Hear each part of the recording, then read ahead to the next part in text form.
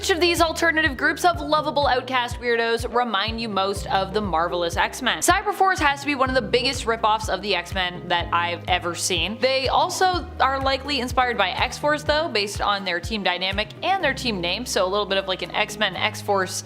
I would say both of those things kind of come together here. Cyberforce was a group of mutants who also ended up captured by cyber data.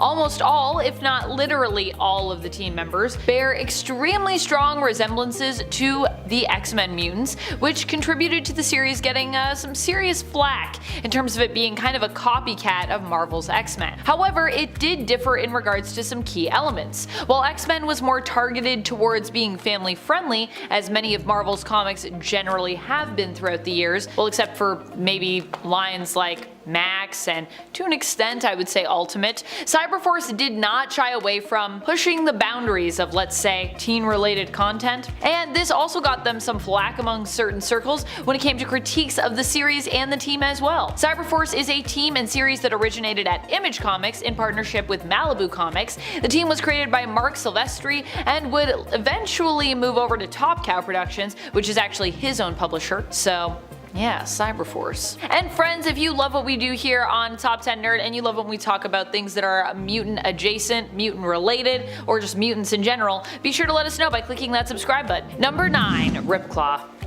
I wonder who that could be a ripoff of. If you guessed another very famous Marvel superhero mutant with claws that is known by the code name of Wolverine, you'd be right, bub. Ripclaw was one of the few members of the team to actually withstand the test of time, being one of the most famous and long-lasting even after Cyberforce began to fade. Despite his team losing prominence, Ripclaw would end up continuing to guest star, showing up in other series like Silvestri's The Darkness. He's also had his own short solo series as well for a bit. Ripclaw differs from Wolverine slightly in the fact that he has ties to the native peoples of America, with it being believed he may belong originally to the Apache tribe, although he also seems to have ties to the Navajo, the Lakota Sioux, and the Cheyenne as well. Like Wolverine, he also has experience and a background in the martial arts as well. Ripclaw possesses cybernetic claw enhancements that are similar to Marvel's Deathstrike. They're actually claws that are part of his fingernails, allowing his fingernails to extend and become razor sharp. In addition to that, he also has superhuman senses, strength, and a healing factor. Number 8. Wildcats. Wildcats is a team created by Jim Lee and Brandon Choi for Image Comics, during a period when many creators were actually working with Image because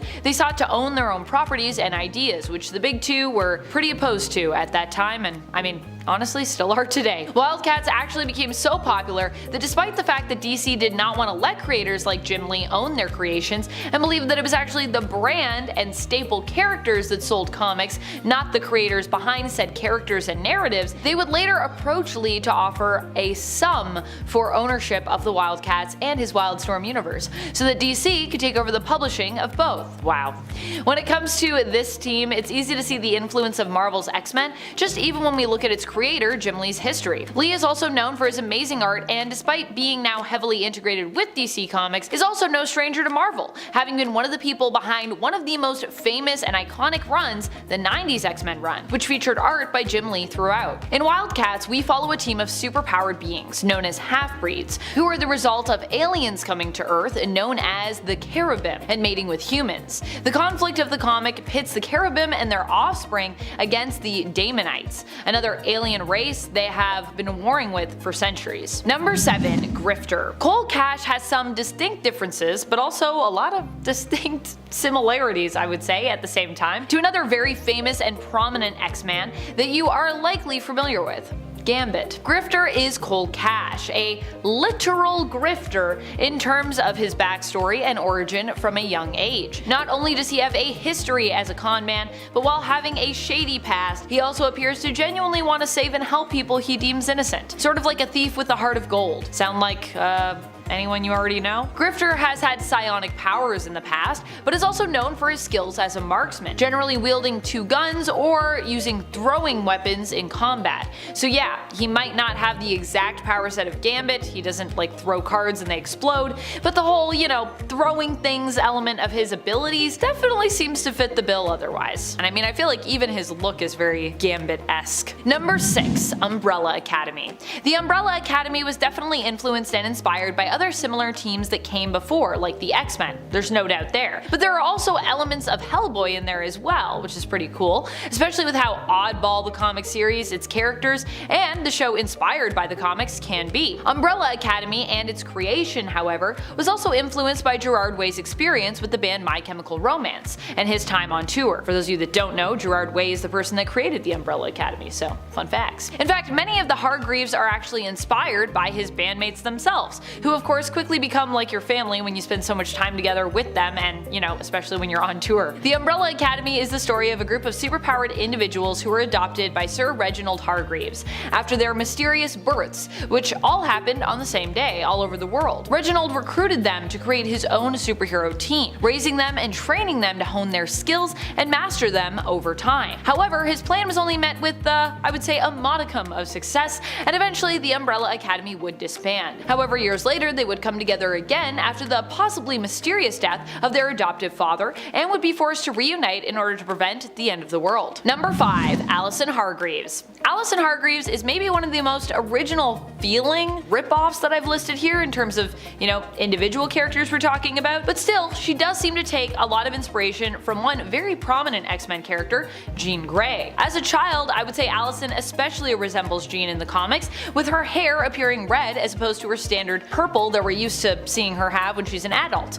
And with purple hair, you could use that to link her to another famous telepathic or psionic character, Psylocke, aka Betsy Braddock, and also aka Quanon, depending on what we're talking about, and even if they're combined, that's a whole thing. Sometimes separate, sometimes tragically combined, I would say. Allison Hargreaves is known by the codename of Rumor. This is because she can use her powers to influence the will of others by using the phrase, "I heard a rumor." While Jean and Psylocke don't typically use their powers in this way, Jean is definitely capable of controlling people and influencing them and their minds using her own abilities, and I would also say so is Psylocke to a perhaps a lesser extent, but still is a thing that she could do. Although her psionic abilities tend to be more used in direct combat, where she can deal mental damage using psi weapons, because that's what Psylocke likes to do. Number 4. Next Men. The Next Men definitely were inspired by the X-Men. There's no doubt about that in my mind at all. They were a creation of John Byrne for Dark Horse Comics, and of course John Byrne is also a writer who has a history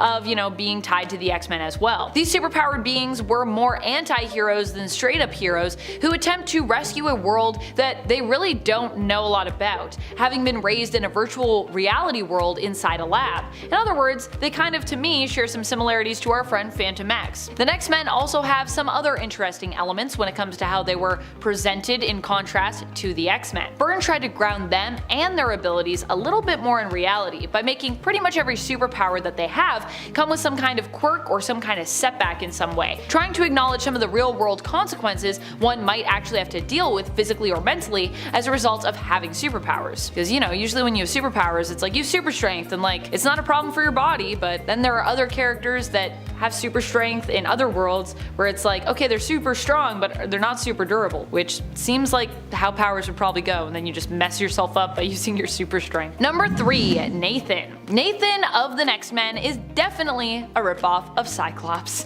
but something that I think is actually really interesting is he isn't a direct one-for-one copy. His powers are actually, in a way, kind of like the opposite of Scott's, or at least an alternative, if not, you know, the direct opposite to Scott's powers. They're not really the direct opposite, but they work in a very different way, but something that kind of feels like the opposite. Let me explain. While Nathan can also be spotted wearing shades with even a similar hairstyle, I'd say to Scott's, his powers allow him to see everything extremely well. Instead of expelling optic blasts from his eyes are more like great receptors for light, meaning that he can see things most people can't. Nathan, like Scott though, is also known for being the team leader of the Next Men, so yeah, they definitely are meant to be kind of like parallels of each other, but I do like that Byrne decided to give us a very different kind of like eye related mutation here. Also, this power set kind of makes me think of Eye-Boy, who I don't think was created yet when X-Men first appeared. I'm pretty sure they appeared in like the 90s or the 80s. You know, Eye-Boy didn't come out until the 2000s, so it is possible that Nathan, who was definitely inspired by Psyche,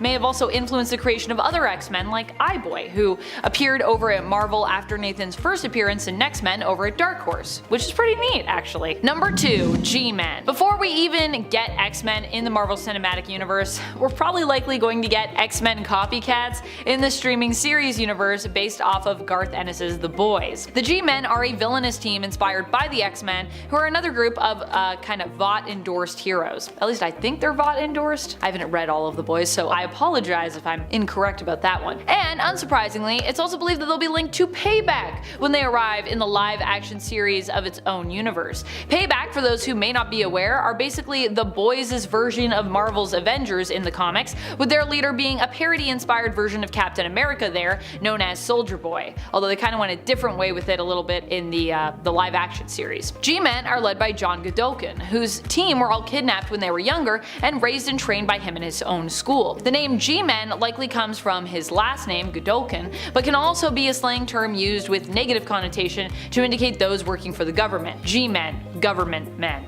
You know? So that name kind of has a double meaning, and also it just basically means, yeah, they're not very good people. Surprise, surprise. Number 1. John Godolkin. If you thought Professor X was bad, wait till you meet his boys equivalent, which of course is way worse. The founder of the G-Men and its other spin-off teams is John Godolkin. In The Boys, Godolkin has done a lot of awful things to his superpowered students. Many of them I cannot even mention on YouTube because they're just that bad and kind of goes against TOS. Unlike Charles Xavier though, Godolkin has no powers to speak of, being more similar to Niles Calder, I would say, from DC in that regard, who is in essence the head of their version of an off-kilter outcast hero team known as the Doom Patrol. Doom Patrol, in fact, is not a ripoff of the X-Men, if you're wondering why I didn't list them here, as their existence actually predates the X-Men by a few months in terms of the comic's release. Godolkin ended up capturing his team members as opposed to offering them a place at his school, taking them kinda against their will. He specifically, however, seeks out runaways and orphans, which, to be honest, so kind of does Charles. So,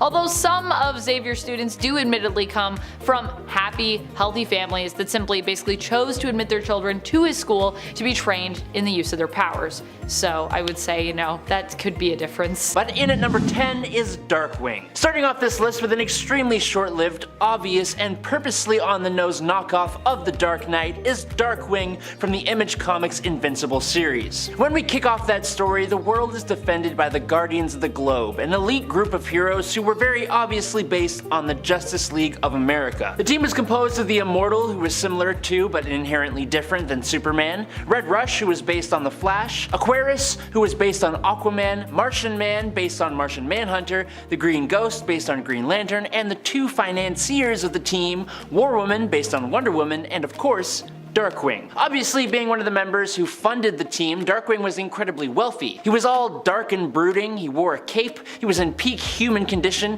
he relied on tech and his hand-to-hand combat skills, and he had cool one-liners. And none of that saved him from his very sudden sticky end. Number 9. Captain Sunshine. Captain Sunshine of the long-running Venture Bros animation series, while absolutely superpowered and brightly dressed, is such an obvious parody of Batman, and even more specifically, Batman Beyond. The current Captain Sunshine, Chuck Scarsdale, was actually the former sidekick called Wonder Boy of the original hero Desmond, who is now hella old and essentially acts as the Alfred to Chuck. This is extremely similar to how in Batman Beyond, Bruce Wayne becomes the mentor and guy in the chair to Terry McGinnis, who is the new Batman. But Venture Bros goes beyond all the other Batman knockoffs on this list by getting the actual voice of Batman, the late Kevin Conroy, to be the voice of Captain Sunshine. Actually, side note, if we're talking about Batman ripoffs voiced by Batmen, Adam West also did the voice of Catman on the Fairly Odd Parents, so that's a little fun fact for you. And moving on to number 8,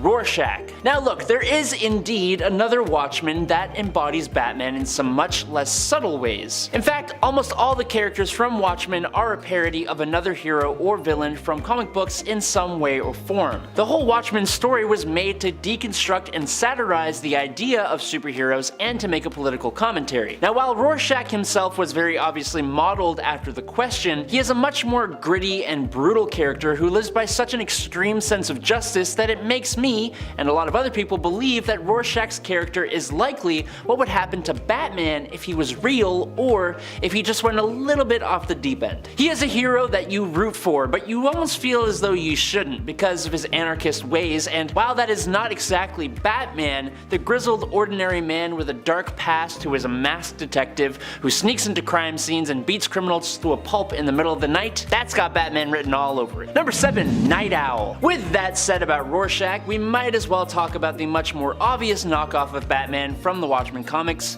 Night Owl. Just looking at Night Owl, you know he is meant to inspire the idea of Batman. Also, if you know DC Comics well enough, you probably know about Earth 3's Batman, aka Owlman or Thomas Wayne Jr., and the physical similarities there are obviously even more apparent. But Night Owl is actually intended to be a parallel of Blue Beetle, which may surprise you, but it's because of the inherited nature of the Night Owl name, the same way there have been multiple Blue Beetles. But Dan Drayberg is wealthy thanks to his inheritance, he's a regular guy, he has an underground lair, he's incredibly intelligent, creating owl-themed vehicles. The source of his power is almost entirely reliant on his technology, and his fighting style focuses more on incapacitation over the violence used by some other heroes. But man, he is pretty damn mopey like all the time, which does kind of line up with Batman, but never this much. Number 6. Nemesis. Mark Miller, not to be confused with Frank Miller, which is something I do all the time, created Nemesis with the whole idea of what would happen if you took Batman but did everything completely different. Essentially,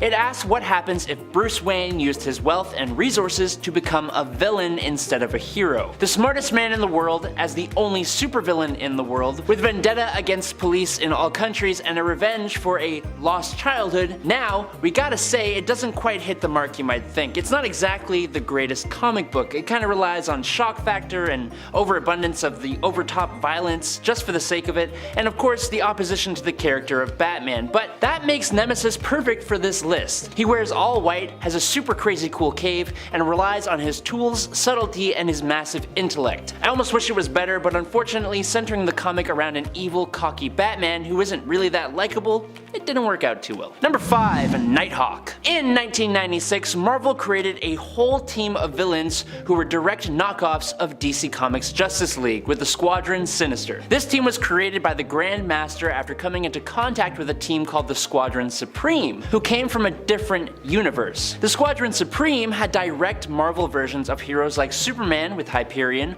Wonder Woman with Power Princess, and among others, Batman with Nighthawk, aka Kyle Richmond. Kyle Richmond is a multi-billionaire whose riches were built through his father's criminal enterprises, leading him to choose to use the money for good instead of evil. He's got a cape, he has pointy ears, he's animal themed, and no matter which version we are talking about, the character is incredibly brooding and runs around at night. There are at least 5 well-known versions of Kyle Richmond in the Marvel Universe. The Squadron Sinister one, who eventually joins the Defenders, the Earth 712 Squadron Supreme version, the Earth 31916 Kyle Richmond, who was a black man whose parents were taken out by white supremacists, leading him to become an anti-racism vigilante, the Iron Man-like Ultimate Universe Kyle Richmond, and the Kyle Richmond of Earth TRN 852, which is not a regular part of the multiverse, but a magical creation of the villain Mephisto, where the Avengers never existed. Also, you have to call me Nighthawk. I just wanted to say that. Number 4. Big Daddy. Another creation of Mark Miller, not Frank Miller. Big Daddy appeared in the Kick-Ass comics and the movies, and speaking of the movies, in them,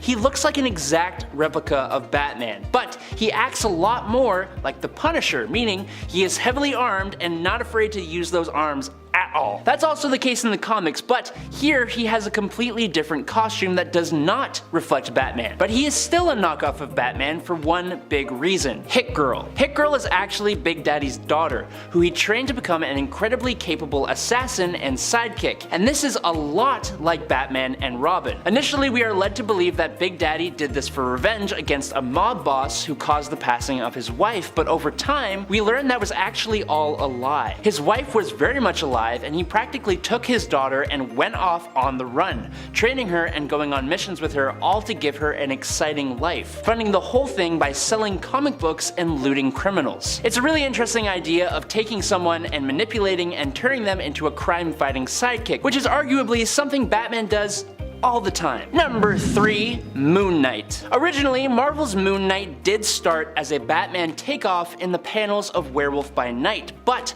good golly, he has become so much more, and I think I can speak for almost everyone when I say, thank the Lord he has. But since this is a Batman knockoff list, let's talk about what these two characters share. They both run around in the night as Knights of the Night, and that was fun to say. Both of these characters are very wealthy, and they use that wealth to fund their crime-fighting ways. They both wear capes, utilize themed tools, and they're both, on the surface, messed up psychologically. And that's kind of where the similarities stop. Talking about psychology, Moon Knight is way more distorted than the Caped Crusader. Almost all of his stories revolve around him struggling with his sanity and multiple personalities, and the rest of the superheroes know how insane he is. And then there's his backstory. Moon Knight was a mercenary who, at the end of his mortal coil, was chosen by an Egyptian god to be its avatar, which granted him super strength, durability, stamina, self-sustenance, immortality, and divine mystical empowerment. I think on the surface, it's easy to draw parallels between Moon Knight and the Dark Knight, but on the surface only. Number 2. Midnighter. Hailing from the Wildstorm universe, which is now under the DC's purview, Midnighter is one of the founding members of the Authority, which is a team just like the Justice League yet again, only I think I find this team to be less of a parody and more of a legit thing of their own. The Authority are actually really cool, and I'm super pumped that we will be getting them in the DCEU. Midnighter goes hand in hand with his partner and husband, Apollo, and together they are very clear nods to Batman and Superman. Now, obviously, in order for them to work as their own heroes, things have to differ a little bit. For Midnighter, while he dresses in all black, is incredibly stealthy, is an unmatched hand-to-hand fighter, and utilizes tech, he is incredibly violent, which is a huge no-no for Batman. I'm talking almost Punisher levels of violence. He also has actual superpowers. His main one is battle precognition, which allows him to predict how a situation will happen before it starts, running through a given situation millions of times in his mind before the first move is even made. All of his major senses are incredibly enhanced as well, and thanks to a series of crazy implants, he has super strength, speed, durability, reflexes, control over his pain receptors, environmental adaptation, and an insanely good healing factor. And in at number 1 is Darkwing Duck. He is the terror that flaps in the night. He is the awkward goodbye that lasts way too long. He is Darkwing Duck. Darkwing Duck, especially in the comics, is like the Tim Burton Batman movies fused together with Donald Duck. And then, to keep things not entirely a ripoff, there are dashes of pulp comics and Golden Age heroes like Dick Tracy and the Shadow, the Sandman, Doc Savage, the Green Hornet, the Flash, the Lone Ranger, and even Zorro. The fictional city of St. Canard is a direct parody of Gotham City, but what makes the whole thing just so much better is the whole screwball mentality of Disney's Talking Ducks. The show ran for 3 seasons from 1991 to 1992 and tells the adventures of Darkwing Duck, aided by his sidekick and pilot Launchpad McQuack. In his secret identity of Drake Mallard, which is a direct parody of Kent Allard, the alter ego of the Shadow, he lives in an unassuming suburban house with his adopted daughter, Gosselin. With his whole struggle being to balance his ego against his desire to be a good father to Gosselin and to help do good in St. Canard City, which is a parody of Gotham City, like I already said. Yes, it is a parody, so it's openly being like, we're ripping off Batman, but it's for comedy, which makes it totally okay. Number 10. Bronze Tiger and Black Panther. Okay, so these characters just barely qualify for this list, as most of the similarities between the two are purely superficial. The Black Panther is the ruler of the fictional African nation of Wakanda and uses his heightened abilities given to him by the heart-shaped herb to dress up as a panther to protect his people and the world. Bronze Tiger grew up stateside in Central City and killed a burglar when he was 10. He realized he really liked doing that and traveled the world, learning martial arts, balancing his chi, and eventually becoming a good guy. The main similarities are that they are both black men who dress up as jungle cats to fight their enemies, but I think knockoff would be too strong of a word. Maybe loosely inspired. Either way, Black Panther first appeared in 1966, and Bronze Tiger didn't show up until nearly a decade later in 1975. You could also make the case that Bronze Tiger is really more similar in character, at least, to Iron Fist, who first showed up in 1974 due to the character's martial arts backgrounds and passion for finding their chi. Number 9. Bug and Spider-Man. Next up, we have our first Spider-Man inspired character of the list. Bug is a little-known DC Comics villain who operates out of Gotham City, having his first major appearance in Batman Family number 3. Bug is a villain who specializes in surveillance, using a special suit that allows him to stick to walls. The mask is very Spider-Man-esque, and the whole sticking to walls thing while operating with a bug theme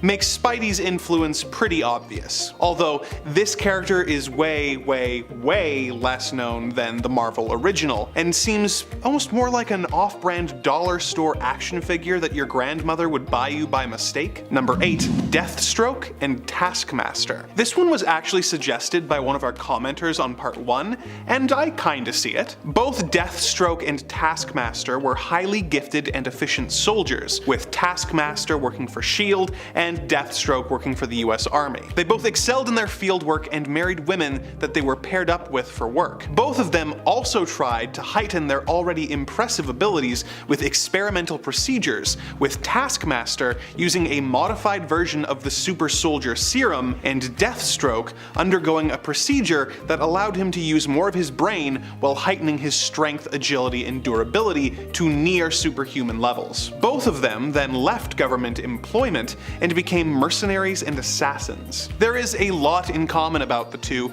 and they were both actually created by George Perez. So even if the resemblance wasn't intentional, the water was certainly being drawn from the same well. Taskmaster first appeared in February 1980, with Deathstroke appearing a little under a year later in December 1980, making Taskmaster the original. But given how much money Marvel has made by ripping off Deathstroke for Deadpool, I'd say they're more than even. Number 7. Rocket Red and Iron Man. This is another that is mostly about general vibe and aesthetics. Iron Man is of course billionaire Tony Stark, who has created his own robot suit of armor to protect Earth. He first appeared in 1962, and due to his many years in the comics and the new levels of fame his appearances in the MCU brought him, he has since become one of the most recognized and beloved superheroes in fiction. On the other hand, DC tried their hand at the red robot armor hero in 1987 with Rocket Red, a Russian named Dmitry Pushkin, who uses a suit with very similar capabilities as the Iron Man suit to fight alongside the Justice League International. Obviously, the communist and the billionaire tech giant aren't very similar personality-wise, and Red Rocket didn't build his own suit, but I'm listing them more for the similar gimmick than for the characters themselves. Number 6. Lobo and Wolverine. Lobo is a really interesting character, as he was originally created as a joke. He was meant to be a parody of the gritty anti-heroes who were becoming so popular in the 90s by being a ridiculously buff space bounty hunter who would say goofy tough guy stuff, and was just meant to be a joke. One of the characters who was a main source of inspiration, according to one of his creators, Roger Slifer, was Wolverine, with his tendency to drink beer, constantly talk about how edgy and tough he was, and always saying how he was the best there is at what he does, and what he does isn't very nice. Lobo also has a powerful healing factor, but that's neither here nor there. What the creators at DC Comics didn't anticipate was that readers wouldn't take the character as a joke and would genuinely grow to love the main man. Not ones to look a gift horse in the mouth, DC quickly expanded the character to give him his own identity and gave him his own series of books. Number 5. Killer Croc and the Lizard. This is kind of a weird one because I don't think it started out as a ripoff. The Lizard is really Kurt Connors, a scientist who transformed into a giant green lizard after testing a serum designed to help grow back lost limbs on himself. He first appeared in 1963, but has gotten more violent and savage in subsequent appearances. A similar DC character is Waylon Jones, aka Killer Croc. Looking at more recent versions of the character, character, you'd think this would be obvious, but it's a tiny bit more nuanced than that. In Croc's first appearance in 1983's Detective Comics number 523, he is much less reptilian than he would eventually become. He simply has a skin condition that gives him a vaguely grey and scaly appearance. However, over time, he gradually became almost a completely different character, changing to green and becoming more and more reptilian with each appearance until he became much more similar to the Lizard. As it is now, both characters are giant green reptiles who fight their hero in the sewers and feed on unsuspecting prey. But the Lizard came first, and Croc only became more of a knockoff as time went by. Number 4. Black Spider and Spider-Man. Eric Needham was an addict who accidentally killed his dad while robbing a liquor store. He felt remorse for this and began hunting down and murdering the various dealers in Gotham City. A wealthy benefactor gave him an advanced costume and weapons to help him in his goal, but it turned out to be a rival criminal just trying to get rid of his competition. His lethal approach brought him into conflict with Batman, and after being defeated, Black Spider began teaming up with criminals, being more interested in revenge against the Dark Knight than fighting crime anymore. The character obviously has a similar costume,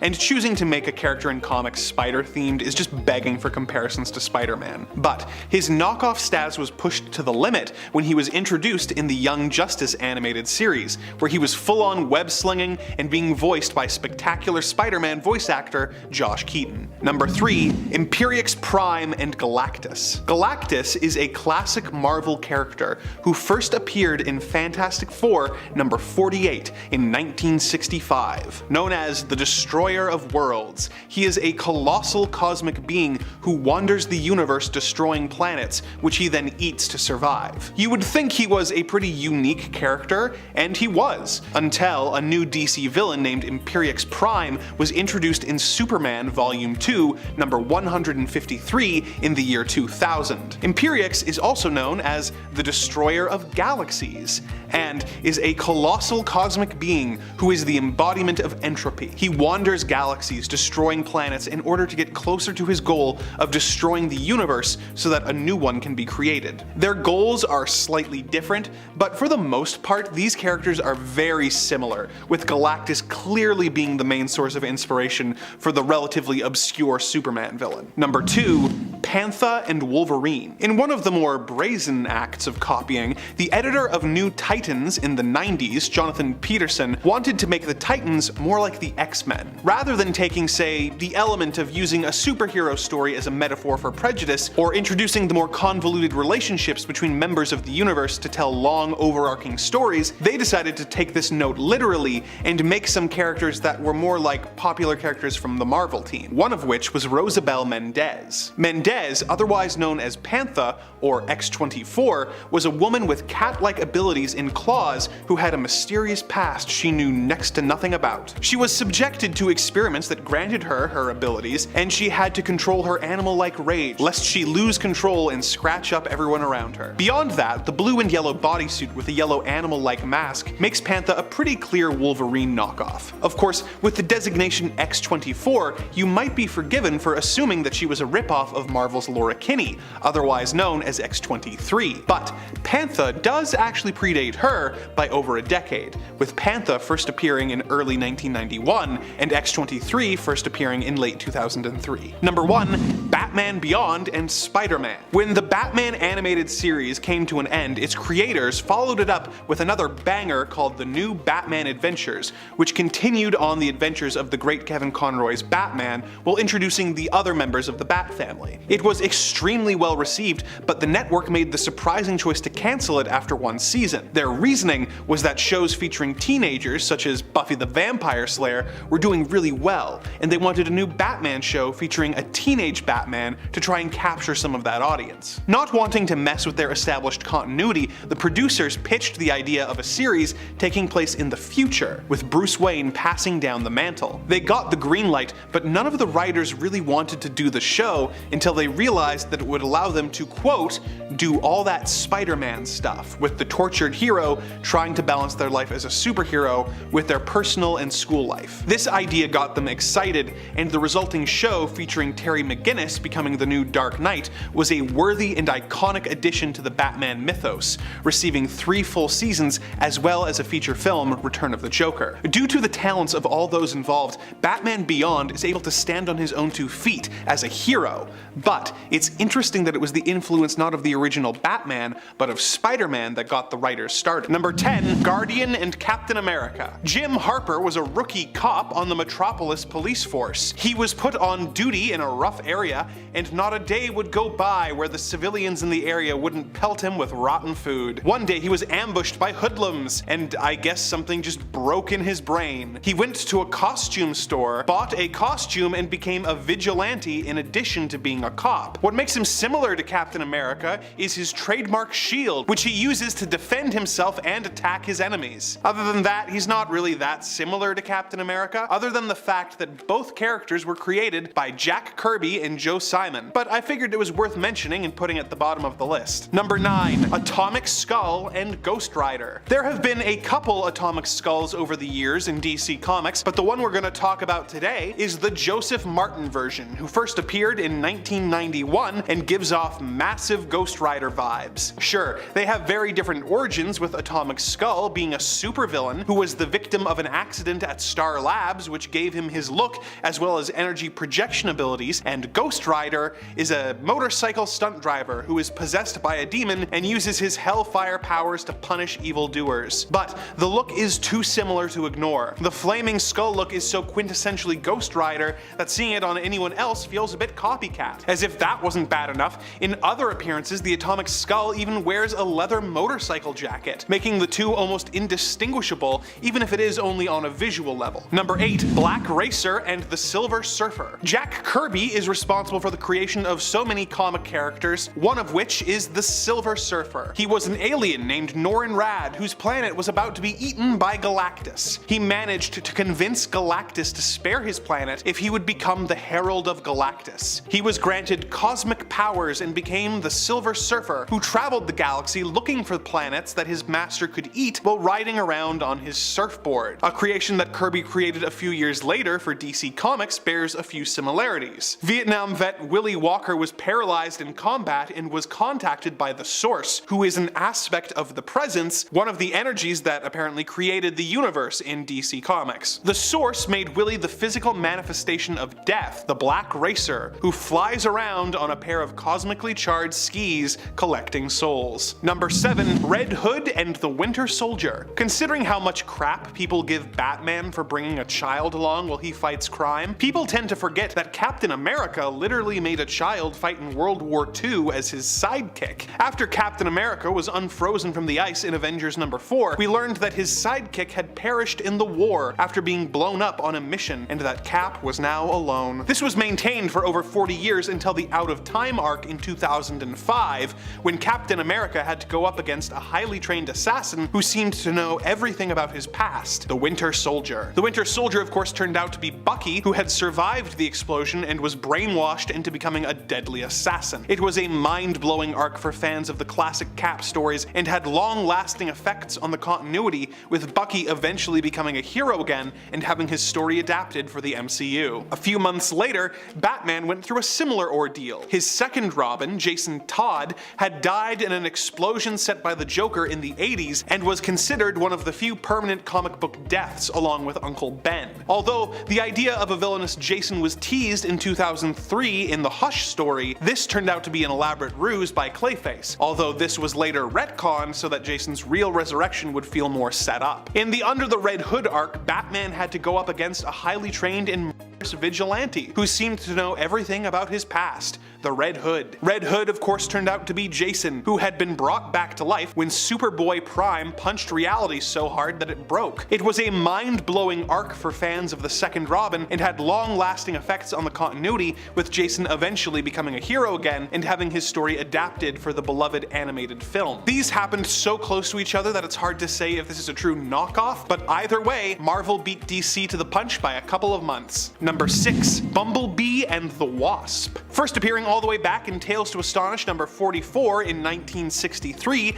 Janet Van Dyne is the partner of Ant-Man, who was exposed to his PIM particles which caused her biology to be altered so that she could shrink. She also has synthetic wings that allow her to fly. She used these tools and abilities to become one of the founding Avengers. She is very similar to the DC hero Bumblebee, who debuted years later in 1976 Teen Titans number 45. Bumblebee was a scientist who was dating one of the Titans, Harold, and developed her persona so she could stage an attack on the team that her boyfriend could defuse, making him look good in front of the team. When the Titans eventually discovered the truth, they were so impressed with her abilities that she was offered a spot on the team. Like the Wasp, her supersuit allows her to fly and also allows her to shrink in size. However, the shrinking has led to her developing a heart condition, which she manages with medication created by Dr. Niles Calder. She is a consistent member of both the Teen Titans and Doom Patrol, but hasn't had the mainstream popularity of the Marvel character who inspired her. Number 5. Aquaman and Namor the Submariner. Namor the Submariner is another character who appeared in a comic published by Timely Comics, the company that would eventually become Marvel, in a comic called Motion Picture Funnies Weekly. He is the son of a normal human and Atlantean royalty, making him the heir to the Atlantean throne. He is amphibious, being able to survive on both land and water, and has super strength and speed, being able to swim at speeds up to 345 miles per hour. He is also able to use telepathy to communicate with and control marine life. A few years later, in 1956's Adventure Comics number 229, we were introduced to Arthur Curry, also known as Aquaman. His father was a regular human and his mother was a member of Atlantean royalty named Atlanta, making him the heir to the throne of Atlantis. Like Namor, he is amphibious and has super strength and durability, as well as his most well-known ability, the ability to telepathically communicate with and control marine life. Unlike Namor, he doesn't have little ankle wings that allow him to fly around. Aquaman is more well known by the general public due to years of appearing in cartoons where he was a less than dignified hero,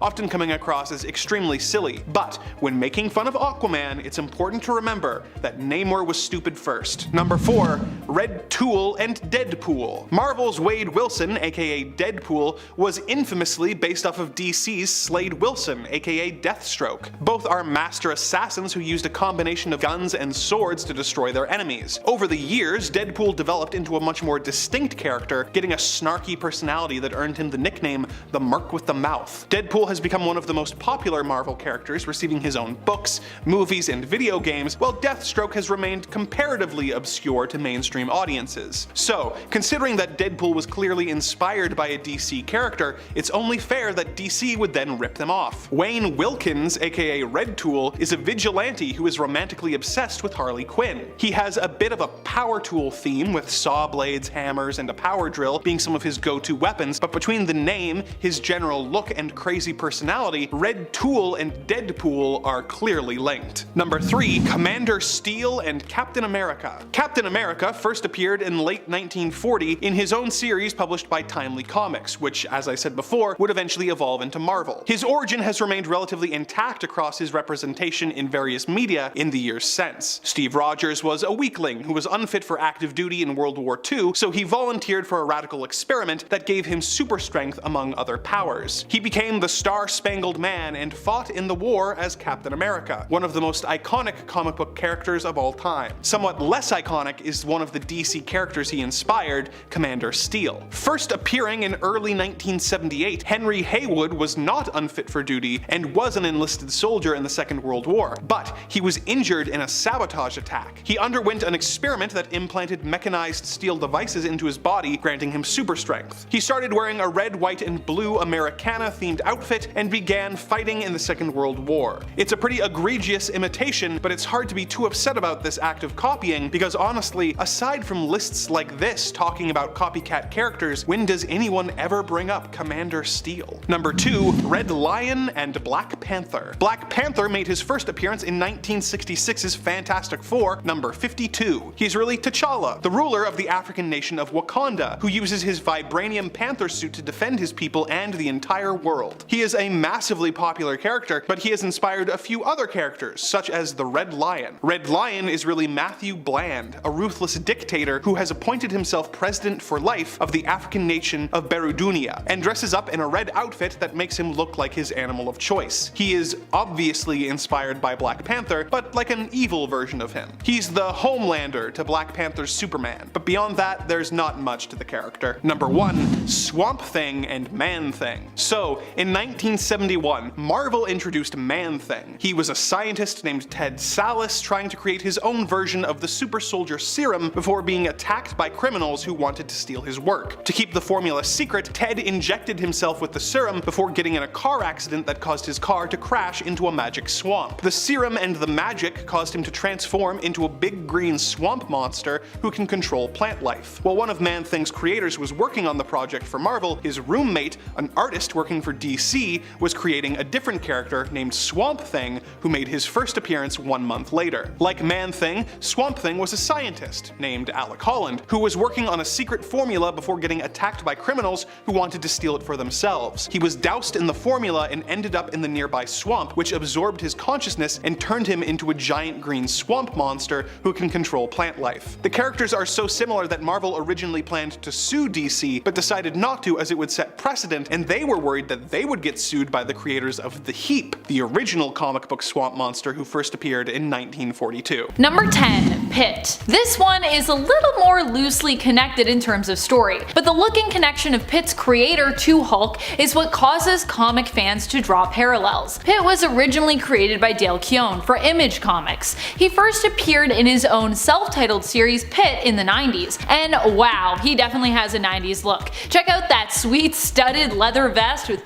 plaid-inspired lining and all of those chains. You can never wear too many chains in the 90s. Dale Keown, Pitt's creator, was well known for his work as a penciler on the Incredible Hulk series during Peter David's run, and it's usually this connection and Pitt's ginormous, muscle-bound appearance that make people think of the Hulk when they see him. Pitt himself was a human-alien hybrid creature from outer space who was created in a lab aboard a spaceship. It's like a cosmic Hulk. Number 9. Rampage. Not just taking inspiration from the Hulk, but likely taking inspiration from his cousin, Jennifer Walters, aka She-Hulk, as well. Rampage was originally known simply as Kitty Faulkner. Dr. Kitty Faulkner, that is. Kitty was a brilliant scientist working for Star Labs. An accident wherein Kitty was exposed to massive solar radiation during a demonstration gone wrong caused her to be transformed, however, into the orange giantess known as Rampage, who also sported a red mohawk. A fight with Superman where he absorbed excess radiation from her giantess Rampage form caused her to return once more to her human appearance as Dr. Faulkner. There would be other times, however, that Kitty would return to her Rampage form. Like She-Hulk, she also appears to keep her wits while in her Hulkish appearance. Number 8. OMAC. OMAC stands for One Machine Attack Construct, and was created by Brother Eye to be used in their war against those who would oppress them. Originally in New 52, OMAC was the human known as Kevin Coe. Kevin Coe was an employee of Project Cadmus who would be taken over and in essence assimilated into the being referred to as OMAC, a servant and warrior of Brother Eye. Brother Eye can activate OMAC whenever they like, transforming Kevin into the biotech being possessing super strength and durability known as OMAC. While in this form, originally Brother Eye would be in complete control of OMAC. However, when Brother Eye was killed, they gave Kevin both his personality and control back as one of their last actions. The consequence of this was that Kevin would no longer be able to revert to his human form, becoming only OMAC. Number 7. Doomsday. While Doomsday and the Hulk bear some differences, a big one being that Doomsday is traditionally a villain, whereas Hulk is usually more recognized as a hero, they also bear similarities too. Both were created through experimentation, one an accident, one on purpose. Both are super strong, monster-like creatures, and they even bear a resemblance to one another. Doomsday is gray, which actually was the color Stan Lee originally wanted for the Hulk's appearance. However, when problems surrounding this desire arose, they turned the Hulk green instead. When Doomsday first fully appeared in Superman the Man of Steel issue 18, he was seen wearing a containment suit. And while Doomsday might be gray, his containment suit was very green, which all added to his Hulk-like appearance, in my opinion. Of course, the suit was likely added to create intrigue as to who or what was lurking within it. But still, it's interesting that DC decided to pick the color green as opposed to any other color. There's a lot of other colors out there, folks. Number 6. Doomed. If you thought Doomsday was a Hulk ripoff and you're feeling me there, you are going to love this one. Doomed was created when Metropolis University student Riser was infected with the Doomsday virus, similar to other versions of the virus we've seen pop up in the comics, but not quite as deadly as the one from the Dark Multiverse. Instead of killing Riser, it transformed him into a monster-like creature known as Doomed. He had similar powers to Doomsday, but has never really been considered a villain, more of a hero. Immediately after his transformation, Doom was forced to flee the authorities, who saw him as a monster due to the accidents that he caused, despite the fact that Doomed attempted to actually save those that he had endangered, and he didn't intend to create any of that chaos. Riser would transition between his Doomsday form and human form, and would end up being affiliated with the Teen Titans for a time. Number 5. Loose Cannon. This Hulk ripoff even has his strength levels similarly tied to his emotions. The angrier he gets, the bigger and stronger he gets. Loose Cannon was created by Jeff Loeb and Lee Moder, and is basically a big blue version of Hulk who was originally the human Eddie Walker. Walker regained the use of his legs, which had been disabled in a car accident when his metahuman gene was activated, turning him into the hero known as Loose Cannon, who was later redesigned during New 52 to be a Teen Titans villain instead. Eddie's skin has also been known to change color with his mood as well, and while he does appear to be similar to the Hulk in terms of powers, transformation, and abilities, he also bears a striking resemblance to Hank McCoy, the bouncing blue beast of Marvel's X-Men, especially his New Earth design. Number 4. Damage. Ever wondered what would happen if Captain America's exposure to the super soldier serum actually turned him into a monster? Well, wonder no more. DC has the answer to your question with one of their very own Hulk ripoffs. Damage is Ethan Avery, a youngster who grew up admiring superheroes and wanting to be just like them. At one point during his time serving in the military, he was offered an opportunity to become just that, and of course, jumped at it. He volunteered for the Damage program, a program that used experimental procedures in an attempt to create superheroes. Ethan passed all the necessary tests after applying and was given the Damage serum, which transformed him for 1 hour each day into a super strong, monster-like creature who bears a striking resemblance to the Hulk, down to his tattered pants. While in this form, Ethan would have very little control and basically adopt another rage-fueled berserker persona, also similar to the Hulk. Number 3. Behemoth. Behemoth comes to us from DC's Earth 8. He was basically designed to be a mock version of the Hulk. He's pretty much parody Hulk, where instead of Hulk being a big, ripped, muscly giant, he's a big, blue, oversized man baby. Literally. He even wears a diaper. Behemoth was created by Grant Morrison, who tweaked the world of Earth 8 to make it basically be DC's alternate universe version of Marvel 616. On Earth 8, Behemoth is part of a team known as the Retaliators. I wonder what famous Marvel team that name could be referring to.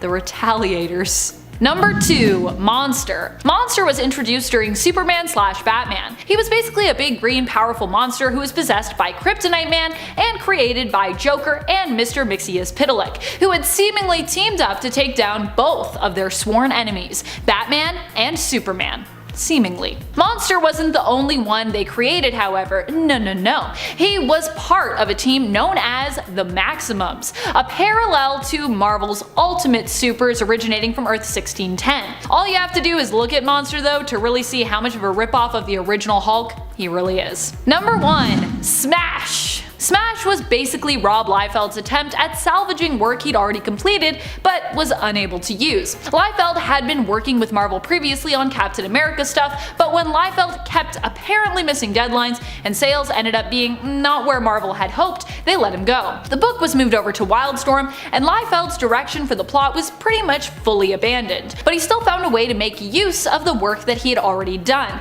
creating a new character for the comic Fighting American with Awesome Comics, which was started by Liefeld. Smash, which looked a lot like another very familiar Marvel powerhouse, but purple instead of green, and wearing a chain around his neck. That's about it. Number 10. Miles Morales. In Marvel's infamous Ultimate Universe, when the original Spider-Man, Peter Parker, was killed by his universe's Sinister Six, the entire city of New York mourned the young hero, with practically half the city showing up to his funeral. Even though they had called him a menace for most of his short career, he was finally embraced as a hero and treated with the respect he deserved by both the city and the heroes who had looked down on him due to his age. So, when a new Spider-Man showed up in Ultimate Fallout number 4, both the villains and the heroes he came across were kinda weirded out and took the time to tell him that dressing as the recently dead hero was in terrible taste. Miles Morales of course became a fan favorite character and was eventually transferred to the main 616 Marvel universe, but it's interesting that until he was able to prove himself in story, many of the other characters thought of him as a disrespectful knockoff. Of course, now he is considered by characters and fans alike more as an official franchisee, having the approval of the original Spider-Man. Number 9. Scorpion. When J. Jonah Jameson hired a private investigator named Mac Gargan to follow Peter Parker to find out how he got such incredible photos of Spider-Man, Peter was able to easily avoid him thanks to his spider sense. Frustrated at how Spider-Man was beginning to be embraced by the public, JJ decided to create a bug-themed superperson of his own. He hired a scientist who specialized in mutating animals and paid Gargan $10,000 to undergo experiments that would give him scorpion powers. He also had a scorpion-themed costume made up, complete with a dangerous tail for Mac to wear, and then he sent him after Spider-Man. The experiment unfortunately drove Mac insane, and he became a supervillain, but the fact that he was created to essentially be a Jameson-approved version of the webbed wall crawler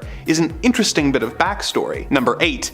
Deadpool. Deadpool is actually more of a Deathstroke ripoff than he is a Spider-Man one. Deathstroke is a super deadly assassin named Slade Wilson who uses a combination of firearms and swords to defeat his enemies, and Deadpool is a super deadly assassin named Wade Wilson who uses a combination of firearms and swords to defeat his enemies. Sure, Deadpool is quippy in a way that's not dissimilar to the webbed wall crawler, but the aspect we're focusing on is his look. Deadpool wears a distinctive red bodysuit with white eyes, and honestly, doesn't look that much like Spider-Man. However, it is enough of a passing resemblance that it has become a running gag in the comics for characters to mistake Deadpool for Spidey. This is usually done to be a blow to Deadpool's confidence and sense of identity, and even more often as a joke where Deadpool does something absolutely horrible, inadvertently getting the crime pinned on Spider-Man, further damaging his notoriously constantly tarnished reputation. Okay, that's the last of the characters who ever cross paths with Spider-Man. Let's move on to the characters that borrow from the character a bit more liberally, with most of them copying either his look, his powers, his bug theme, or the revolutionary teenage Superman aspect that Spider-Man started. Number 7. Sailor Moon. Before Spider-Man, the common thought process among writers was that teenagers could not be superheroes, only sidekicks. That's part of what made Spider-Man so revolutionary, as in the early comics, we got to see him balancing his high school life with the responsibilities of being a hero. It was such an iconic element that even though Spider-Man was actually only in high school for the first 28 issues of his series, he is still mostly thought of as a teenage superhero. This element was used for lots of heroes across different media, but let's go with Sailor Moon, so we can dip our toes in the manga world for a bit. Usagi Tsukino was a regular high school girl before she met a talking black cat named Luna, who told her that she was really one of the Sailor Senshi of love and justice, Sailor Moon. She spends a lot of her run having to balance the typical issues of teenagehood, like school and romance, with saving the world from evil beings. Not one of the most obvious imitators of old Webhead, but it's a fun example of him having an influence beyond just a Western audience. Number 6. Batman Beyond. When the Batman animated series came to an end, its creators followed it up with another banger called The New Batman Adventures, which continued the adventures of the great Kevin Conroy's Batman while introducing the other members of the Bat family. It was extremely well received, but the network made the surprising choice to cancel it after one season. Their reasoning was that shows featuring teenagers, such as Buffy the Vampire Slayer, were doing really well, and they wanted a new Batman show featuring a teenage Batman to try and capture some of that audience. audience. Not wanting to mess with their established continuity, the producers pitched the idea of the series taking place in the future, with Bruce Wayne passing down the mantle. They got the green light from the network, but none of the writers really wanted to do the show until they realized that it would allow them to, quote, do all that Spider-Man stuff, with the tortured hero trying to balance their life as a superhero with their personal and school life. This idea got them excited, and the resulting show, featuring Terry McGinnis becoming the new Dark Knight, was a worthy and iconic addition to the Batman mythos, receiving 3 full seasons as well as a feature film, before eventually being incorporated into the comic books. Due to the talents of all those involved, Batman Beyond is able to stand on his own 2 feet as a hero, but it's interesting that it was the influence not of the original Batman, but of Spider-Man that got the writers started. Number 5. Sideways. Sideways is a DC Comics character who was caught in an earthquake when Challenger's Mountain came back from the Dark Multiverse. He fell into a chasm in the ground and through a rift, which led to the Dark Multiverse. This gave him the ability to teleport through dimensions, as well as super strength, agility, and reflexes. Like Spider-Man, he is a teenage hero trying to balance the various aspects of his life, but the more significant influence is clearly his costume, with the mouthless mask and shape of the large eyes. As Bully Maguire put it in Spider-Man 3, it looks very, similar. Number 4. Bug. Next up, we have our first Spider-Man inspired villain of the list. Bug is a little known DC villain who operates out of Gotham City, having his first major appearance in Batman Family number 3. Bug is a villain who specializes in surveillance, using a special suit that allows him to stick to walls. The mask is very Spider-Man-esque, and the whole sticking to walls thing while operating with a bug theme makes Spidey's influence pretty obvious. Although this character is way less known than the Marvel original, and seems more like a off-brand dollar store action figure your grandma would buy you by mistake. Number 3. Haunt. When Secret Agent Kurt Kilgore was killed by rival agents, his spirit sought out his brother, a flawed and bitter priest named Daniel, in order to try and protect his newly widowed wife from the agents who had taken his life. When the agents attacked Daniel, Kurt's ghost merged with him and Daniel became Haunt, a brutal and violent superhero with razor-sharp claws, super strength, and speed, as well as the ability to manipulate his ghostly ectoplasm, forming it into weapons, cobwebs, and tentacles. Haunt was created by superstar comic book creators Todd McFarlane and Robert Kirkman, and is a part of the Spawn universe featured in Image Comics. While story-wise and personality-wise, Haunt is very different from Spider-Man, his costume and tendency to be drawn surrounded by cobwebs makes me think Todd McFarlane missed drawing Spider-Man when he created him. Number 2.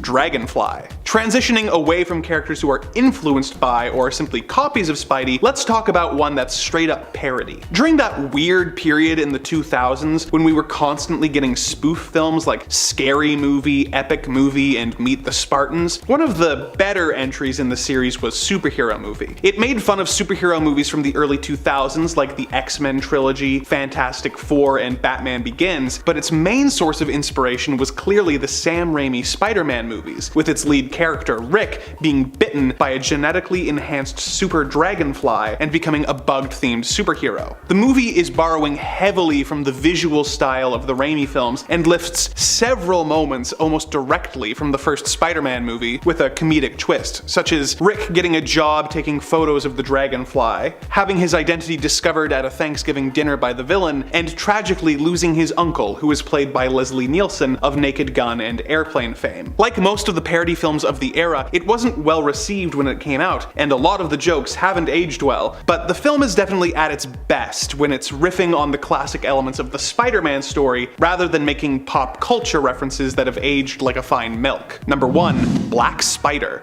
Eric Needham was an addict who accidentally killed his dad while robbing a liquor store. He felt remorse for this and began hunting down and killing the various dealers in Gotham City. A wealthy benefactor gave him an advanced costume and weapons to help him in his goal, but it turned out to be a rival criminal just trying to get rid of his competition. Black Spider's lethal approach brought him into conflict with Batman, and after being defeated, Black Spider began teaming up with criminals, being more interested in revenge against the Dark Knight than fighting crime anymore. The character obviously has a a similar costume, and choosing to make a character in comic books spider-themed is begging for comparisons to Spider-Man. But his knockoff status was pushed to the limit when he was introduced in the Young Justice animated series, where he was full-on web-slinging and being voiced by the spectacular Spider-Man voice actor Josh Keaton. Coming in at number 10, we've got a bit of an honorable mention with an in-universe example from the MCU with Night Monkey. During the events of Spider-Man Far From Home, Peter Parker finds himself called into duty by Nick Fury while on vacation for a class trip to Europe. Since it would be a bit too obvious if both Spider-Man and Peter Parker conveniently were in Europe at the same time, Peter chose to use a black stealth suit for his mission against Mysterio's elementals. And when Betty Brant pointed out this new masked hero swinging around similarities to Spider-Man, Peter's friend Ned came up with the quick excuse of a European ripoff of Spider-Man known as Night Monkey. This may only count as an honorable mention, but still. When's our Night Monkey Disney Plus show, eh, Marvel? Coming in at number 9, we have the Flea from the independent comic series PS 238, dealing with the misadventures happening at an elementary school for superpowered children. Born under the name of Alejandro Torres to two insect-themed superheroes that fell in love and started a family, the Flea's similarities to Spider-Man are numerous, from his full-body costume, to his love of acrobatics, to his quippy sense of humor with both allies and enemies.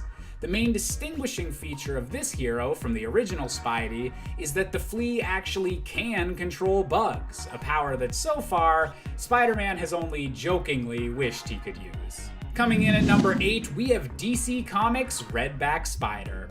Not much is known about this character other than the very obvious question raised by their appearance. What if Spider-Man had a slightly scarier costume and liked to stab people?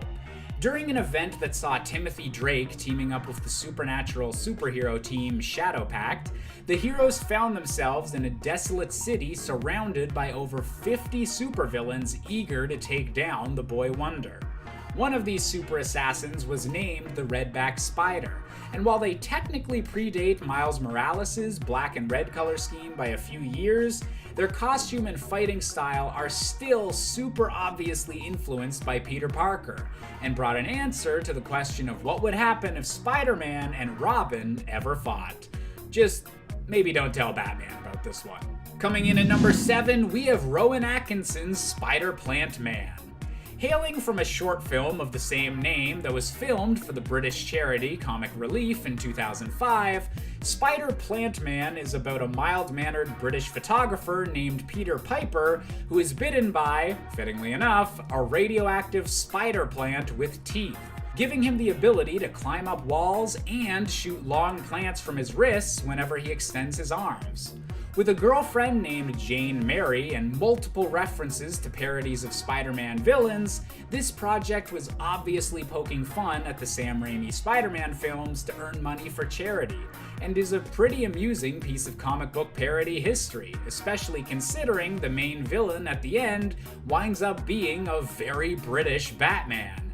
And if that's not worth looking up on YouTube, I don't know what is. Coming in at number 6, we have the Crawler from the My Hero Academia spin-off manga known as Vigilantes.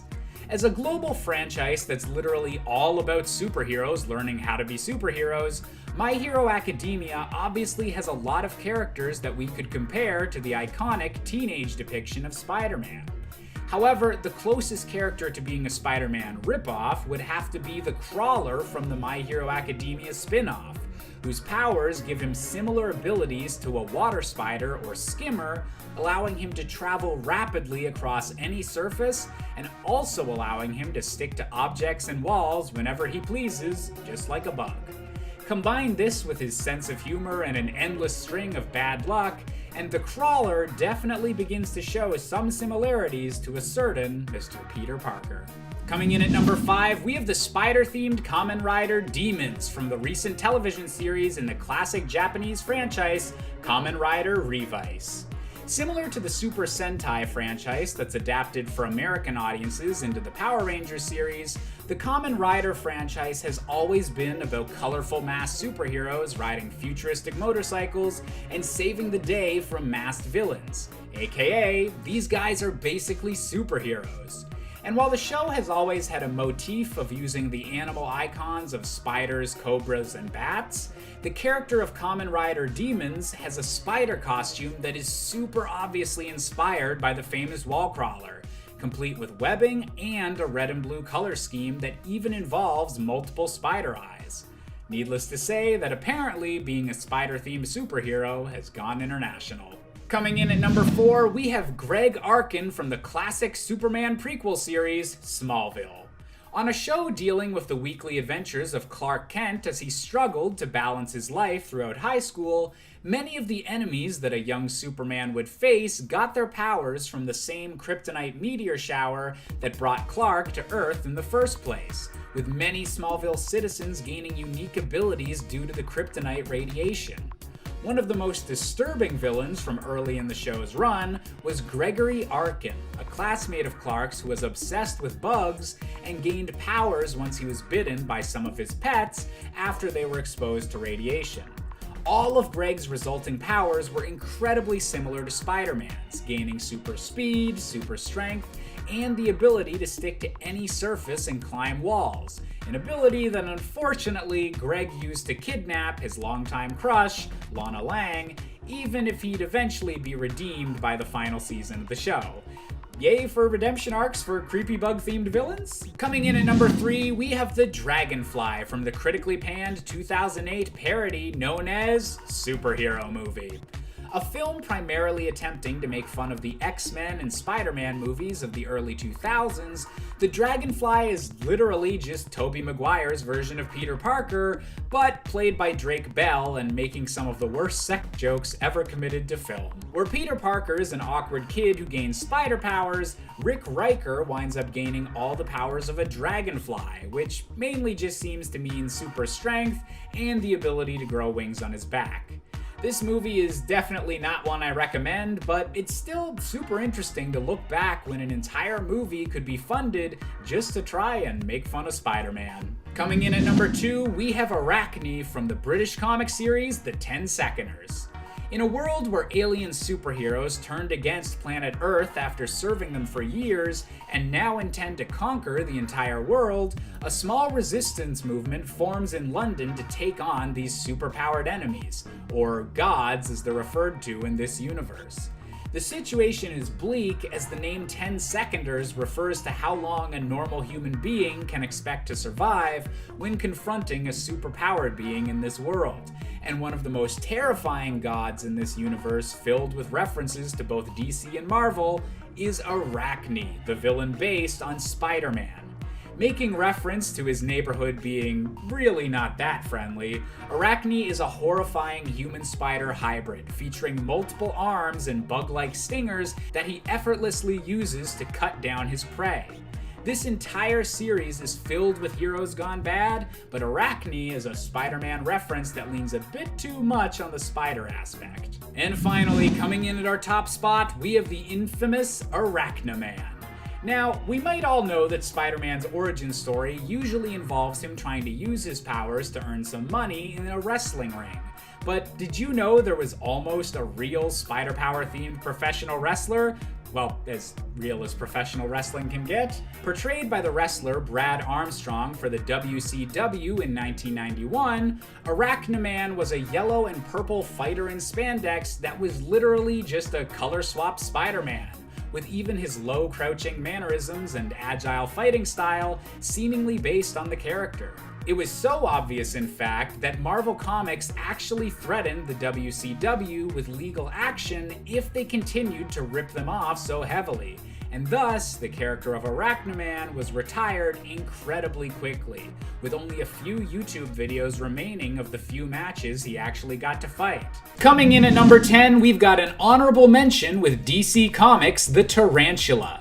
Now, this character only gets to be an honorable mention on this list because he actually predates Spider-Man, first appearing in 1941, which technically could be argued makes Spider-Man a tarantula ripoff, especially considering the fact he also had a web shooter, although in this case looking like a literal pistol.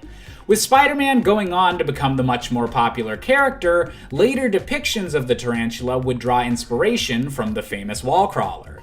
However, while Spider-Man may share some similarities with the initial Golden Age version of the character, the tarantula these days is best known as a violent female assassin, also known as Catalina Flores, most frequently coming into conflict with Nightwing.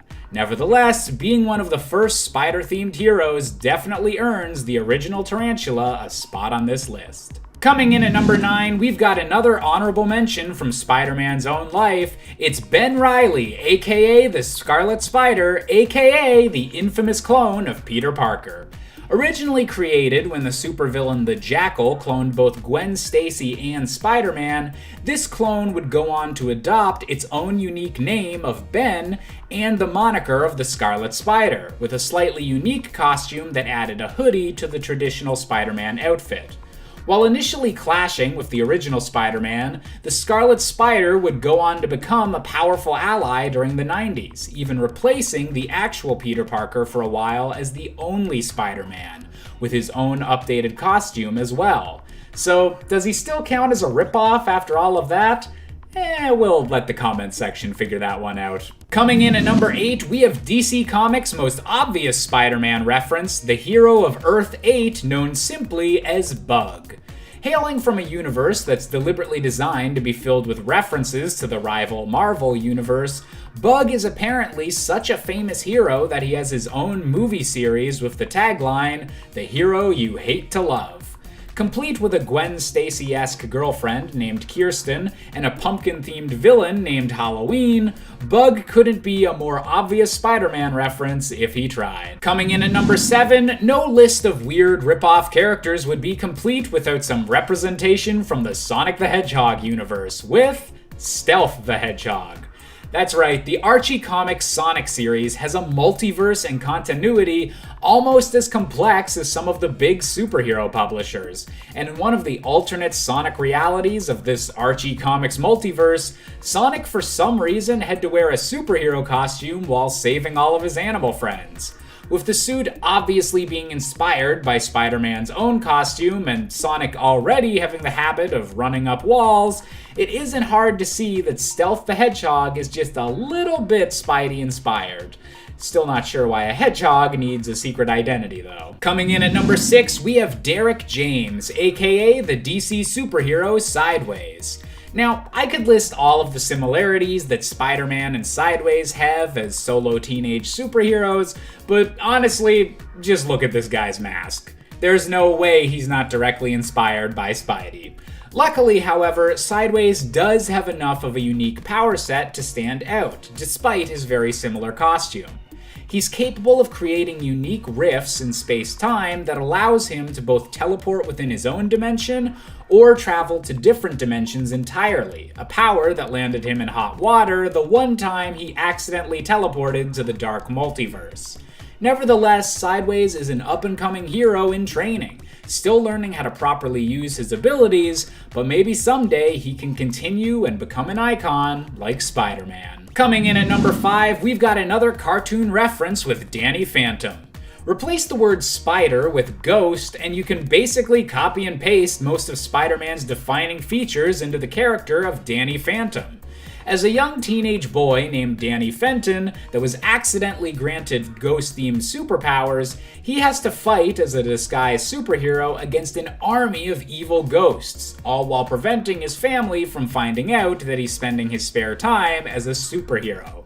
Luckily, Danny Phantom was a pretty well-written show and managed to set itself apart with its unique ghost-themed villains, and letting Danny Phantom stand out as one of Nickelodeon's best superheroes. Coming in at number 4, we have the DC villain Black Spider. At first glance, Black Spider might seem like a bit of a stretch compared to others on this list. Sure, his costume is a bit similar, but in the comics, Black Spider's backstory is completely different, usually revolving around him being a heavily armed assassin and merely being as deadly as a spider. However, in the Young Justice animated series, Black Spider was taken in a new direction to be more obviously a villainous interpretation of Spider-Man, complete with web-related weaponry, and even being voiced by Josh Keaton, the voice of Peter Parker from the fan-favorite Spectacular Spider-Man TV show. Pretty on the nose for DC to make a former Spider-Man a bad guy, don't you think? Coming in at number 3, we have Jamie Reyes, aka the Blue Beetle. While his adventures with Young Justice in the comics have led to the Blue Beetle being much more of a standalone hero than some of the other entries on this list, you have to admit there's a decent amount of obviously inspired crossover between the two characters.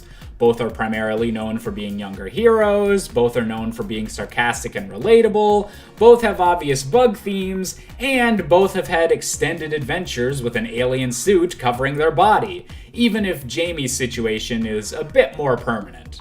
All of this is to say that the Blue Beetle shows how a hero inspired by Spider-Man can grow into their own unique individual. Coming in at number 2, we have Mark Grayson, aka Invincible. The son of Omni-Man, the most powerful superhero in the Image Comics universe, and a clear stand-in for Superman, Mark was raised for much of his life fully aware that he was half human and half Viltrumite, but believing his father to be an icon of justice and peace for the world. Unfortunately for Mark, the Viltrumite Empire is actually dead set on conquering the universe, with Omni-Man actually supposed to be preparing the Earth for invasion by Viltrumite forces. Horrified at everything his father stands for, Mark wound up embracing his role as Invincible even more, using his Viltrumite strength to become one of the strongest heroes in his universe and becoming essentially an even more powerful version of Spider-Man.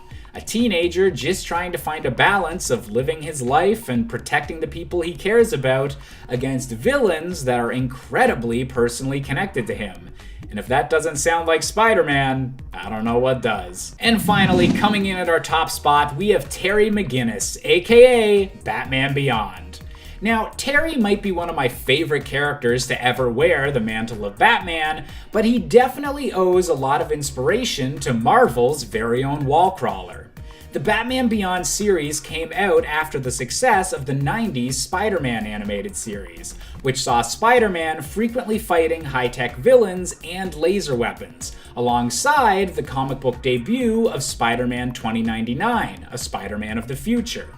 These futuristic settings, alongside turning Batman into a sarcastic teenage wisecracker, would become iconic in the Batman Beyond series and show how the 90s just might have been one of the greatest eras for both Batman and Spider-Man. Number 10, the Blackhawks. I figured we'd start out talking about the most obscure hero group on this team. The Blackhawks first appeared in their own series published by Quality Comics in 1941. They were originally a team of ace pilots led by the mysterious Blackhawk, who fought in World War II, fighting against the Axis forces as well as more fantastical foes like King Condor and going up against strange war machines like amphibious shark planes. The tales of Blackhawk were very popular, outselling everyone but Superman at the peak of their popularity, and they were purchased by DC Comics in 1957. In the years since, they have been continuously reinvented in order to stay relevant to the modern DC universe, but it's their original iteration that we will be focusing on, because like many comic book heroes, Blackhawk took a lot of cues from pulp magazines.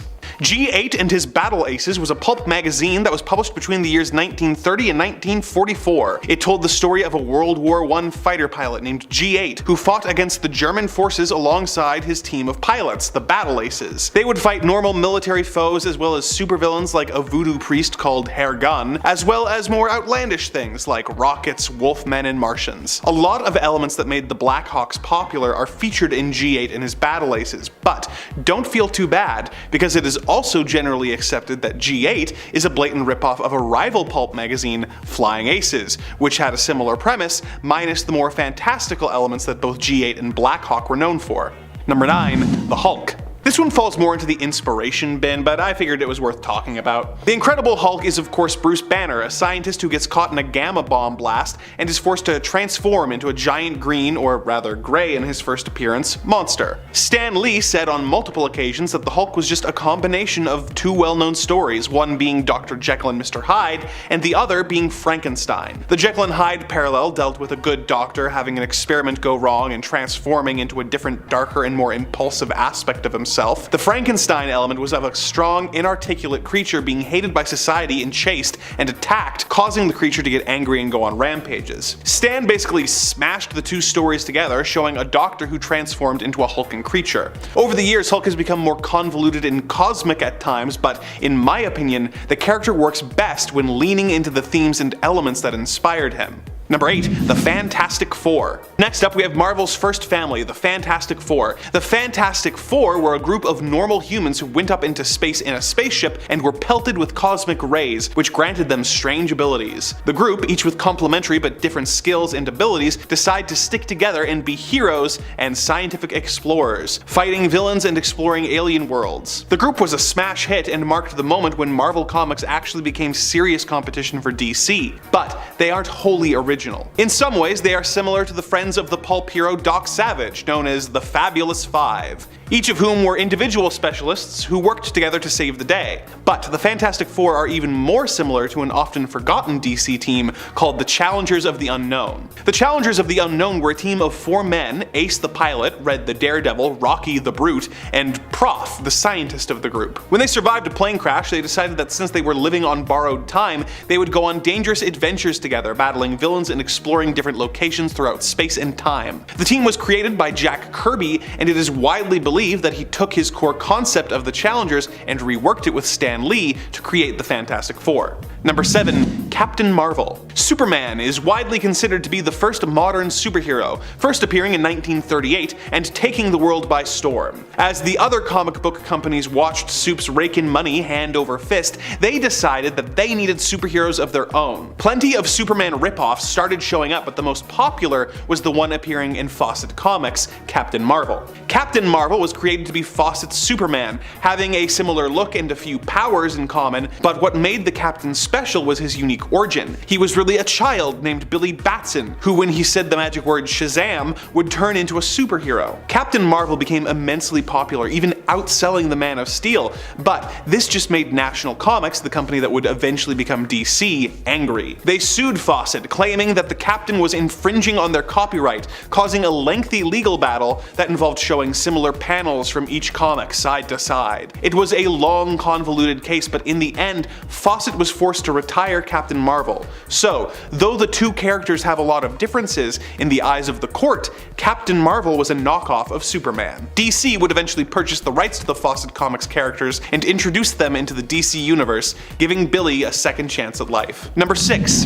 Zatanna and her father. One of the most underrated and slept on DC heroes is Zatanna. She is a magician who actually has magical abilities and uses them to fight both crime and supernatural threats while maintaining a career as a stage magician as her day job. People who are only passingly familiar with the character are perhaps unaware that she is actually a legacy character. Zatanna first appeared in 1964, but she is very closely following in her father's footsteps. First appearing in the same issue of Action Comics that introduced the world to Superman in 1938, Giovanni Zatara was very similar to his daughter, being a stage magician with magical powers that allowed him to fight crime on the side. But despite appearing at the same time as what many consider the first superhero, Zatara is a knockoff as well. The real first comic book superhero is a character called Mandrake the Magician. First appearing in 1934, Mandrake the Magician was, as his name would suggest, a stage magician. He has real magical powers which he uses to fight crime and protect the world from supernatural threats.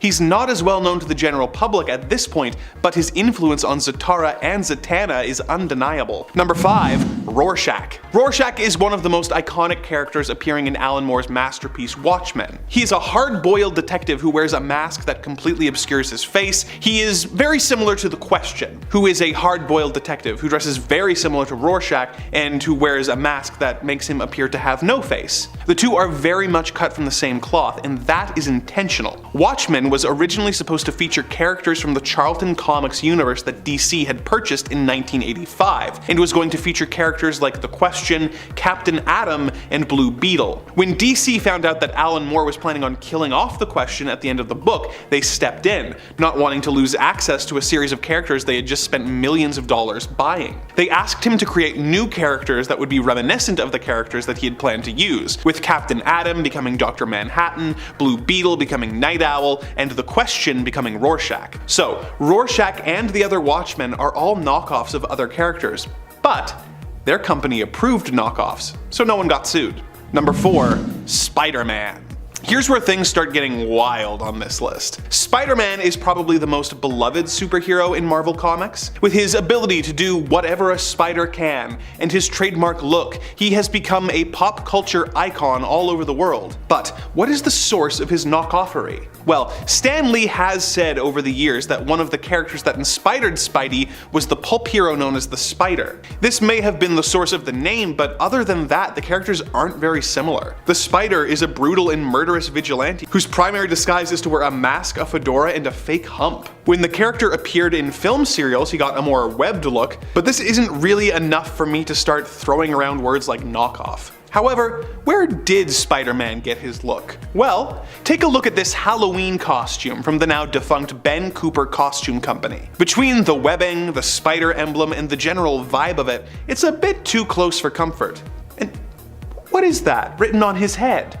Spider-Man? These costumes first appeared in 1954 and were relatively popular costumes for kids to buy. Spider-Man didn't show up in the comics until 1962, but is there any evidence that this costume was the inspiration for Spidey? Well, most of the Halloween costumes you saw in New York in the 50s were Ben Cooper's, and their head office in Marvel's were only 10 miles away, so it is likely that they would have seen the costume at some point, but that's not exactly hard evidence. How about this? Although Stan Lee and Steve Ditko are credited as the creators of Spider-Man, the initial design work was done by Jack Kirby. Now, Kirby did a lot of work for a lot of people, having made art and designs for Marvel, DC, and Ben Cooper Inc. Number 3. The Green Lantern Corps. When Green Lantern was reinvented for the Silver Age in 1959, we were introduced to a completely different mythology than the Alan Scott version that had been around in the Golden Age. In the new version, Hal Jordan was a member of the Green Lantern Corps, an intergalactic police force whose members were deemed worthy of wielding a Green Lantern ring, which would translate for them as well as creating constructs they could use to fight their enemies. This is very similar to the Galactic Patrol,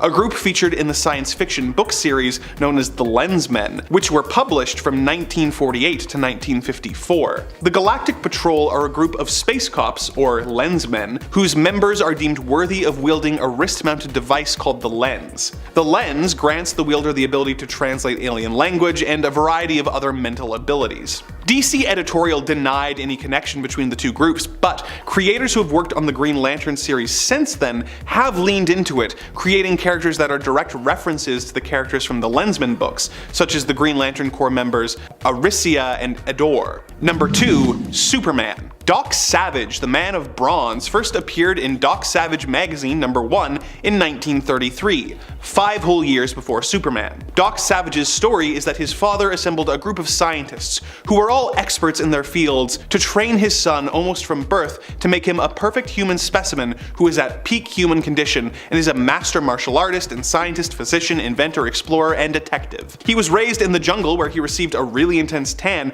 earning him the nickname the Man of Bronze. After his father was killed, he decided to devote himself to fighting crime, traveling the world and battling criminals. He is extremely rich and has a base in the Arctic, which he calls the Fortress of Solitude. He's aided by a team of friends known as the Fabulous Five, who are all experts in their scientific fields, but of course not as expert as Doc Savage is. In his third appearance in 1933, Quest of the Spider, he is referred to as Superman by one of the Fabulous Five. As if that weren't enough, Doc Savage's first name is Clark. Number 1. Batman. Batman takes a lot of inspiration from Zorro with the whole masked hero in black who's really a wealthy playboy, but the character wears those inspirations on his sleeve, having been watching a Zorro movie before his parents were shot. So I'm going to focus more on the influence of the Shadow. The pulp hero known as the Shadow is a man who has traveled the world and learned how to cloud men's minds and become invisible, hiding in the shadows to attack criminals. He has taken over the life of a wealthy playboy named Lamont Cranston, whose identity he uses to fund his exploits and gather intel from his friend, the police commissioner. If this sounds kinda Batman-y to you, then you would be right, as the Shadow was a major influence on Batman's modus operandi. In fact, the Shadow story Partners of Peril was lifted almost word for word by Bob Kane when he wrote the first Batman story featured in Detective Comics number 27. Both feature the hero investigating the murders of a group of businessmen who own a chemical syndicate together. Both feature the hero getting trapped under a glass dome that fills with gas that they then plug with a handkerchief. So, Batman passed the point of inspiration and fell into the grounds of outright plagiarism right out the gate, which is frankly typical Bob Kane behavior. Coming in at number 10, we have an honorable mention with Billy Batson, aka Shazam. While over the decades, Billy Batson and his superhero alter ego, after speaking the word Shazam, have had their lore fleshed out and become proud superheroes in their own right, initially the hero was very obviously Superman inspired. Created by Fawcett Comics merely a year after the debut of Superman, the original Shazam, or Captain Marvel as he was confusingly known at the time, was essentially based on the idea of what if a little boy could become Superman. And while DC Comics would eventually gain the rights to Shazam themselves, it's still interesting to look back on how exactly this now classic hero began. Coming in at number 9, we have Apollo from Wildstorm Comics. Picture Superman in a silver and gold color scheme and you've essentially thought up Apollo. Although owned by DC Comics, the Wildstorm imprint didn't cross over into the DC universe until much later in its life, which suddenly brought Apollo into the same universe as his inspiration. The two main differences for Apollo, though, are his status as one of comic history's first openly gay heroes, and the extra focus on the Earth's sun being the source of the hero's powers, with the additional ability to shoot solar blasts from Apollo's hands instead of just from his eyes. Coming in at number 8, we've got our first ripoff from the Marvel Universe with Blue Marvel. Born under the name of Adam Brashear, Blue Marvel seems to be every bit as physically strong as the Man of Steel himself, something that might just be enhanced from all of his military training.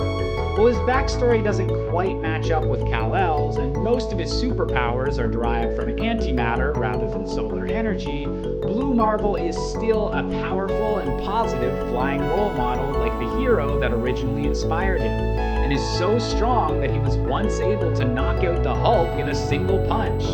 If that's not pretty super, I don't know what is. Coming in at number 7, we have Gladiator, an alien from a distant world with incredible super strength and a red and blue outfit with a cape. Sounds familiar, doesn't he? Instead of being named Clark, this alien is Kalark, and given the fact he also possesses both heat vision and Arctic breath, all of these coincidences just seem to be a bit much. Although Kalark has been fleshed out over the years as a supporting character to the X-Men and other cosmic Marvel storylines, he'll always have his origins as a totally subtle homage to the Man of Tomorrow. Coming in at number 6, we have Robert Reynolds, aka the Sentry. For years, the Sentry has been one of the physically strongest heroes in the entire Marvel universe, claiming to wield the strength of 1,000,000 exploding suns. But with all of these powers comes the major downside of the Void, a representation of Robert's negative personality that must be fought against every time he uses his powers. Despite this dark twist, the Sentry is otherwise directly inspired by Superman, being a sun-based hero who existed for decades in the public eye, only to erase his memory from everyone on the planet for the good of the universe. If that doesn't sound like a sacrifice Superman would also make, I don't know what does. Coming in at number 5, we're getting nostalgic for the cartoons of my childhood with the Crimson Chin from Fairly Odd Parents. As Timmy Turner's favorite superhero, the Crimson Chin is an obvious parody of Superman, even if he got his powers by being bitten by a radioactive celebrity. With a news reporter's secret identity, an obsession with trying to inspire Timmy and other characters, and the first issue of his in-universe comic book even obviously being a reference to Superman's own debut issue, the Crimson Chin is one of the best examples of Superman being such a popular character that parodies and references to him can be found anywhere, even in a TV show that usually doesn't have that much to do with comic books. Also, he protects a city called Cincinnati, so we gotta give him some bonus points for that pun. Coming in at number 4, we have the Plutonian, Hailing from the independent comic book series Irredeemable, The Plutonian was a what if Superman started killing everyone story years before that premise became oversaturated over the last little bit in pop culture. After spending years as the most beloved but mysterious superhero on the planet, the Plutonian loses his mind from the stress of his job and begins a war against the rest of his superpowered brethren by destroying a city of 7 million people. Most of this entire series is about different characters struggling to stay one step ahead of the Plutonian's killing spree, and eventually connects back to the obvious Superman inspiration of the character in a pretty unique way for a comic book. Let's just hope Superman never goes quite this edgy though, because seriously, this storyline gets dark. Coming in at number 3, we have the diabolical Homelander from the comic series and Amazon TV show, The Boys. The Plutonian may have shown us what happens when an overpowered superhero goes completely crazy, but Homelander shows that possibility in an even more devious and malicious light. While many of the superheroes in The Boys universe are self-obsessed celebrities, Homelander is the absolute worst of the worst. From obviously hating the people he claims to protect, to the extent he fantasizes about mass murder, to refusing to save people if it'll make him look bad in the press for not saving everyone, Homelander is constantly manipulating people, and is the perfect example of just how awful someone with Superman's powers could truly be. Coming in at number 2, we've got a ripoff that Superman has actually had to fight, the infamous Bizarro. As an imperfect clone of Superman made by Lex Luthor's duplication ray, Bizarro has comparable strength to his nemesis and has opposite versions of some of his more notable abilities. Freeze vision instead of heat vision, flame breath instead of freezing breath, and so on and so forth. However, Bizarro also feels a strong calling to be more than just a twisted version of Superman, and over the years has become more of an anti-hero than an outright villain, and seems content to try and carve out his own little slice of paradise on his new planet, Bizarro World. And finally, coming in at our top spot, we have Nolan Grayson, aka the one and only Omni-Man. The father of the titular character of the Invincible series, Omni-Man at first just seems to be a non-copyright infringing take on Superman as the father of a young hero. Eventually, however, it's revealed that Omni-Man's race, the Viltrumites, are far more violent than the Kryptonians, and that Omni-Man's true mission is to conquer all of Earth. Initially a villain that had to be defeated by his own son, Omni-Man has gone on to be an incredibly complex character in the Invincible series, and is not only an interesting examination of what would happen if Superman went bad, but what it would take to turn him back to the side of good again.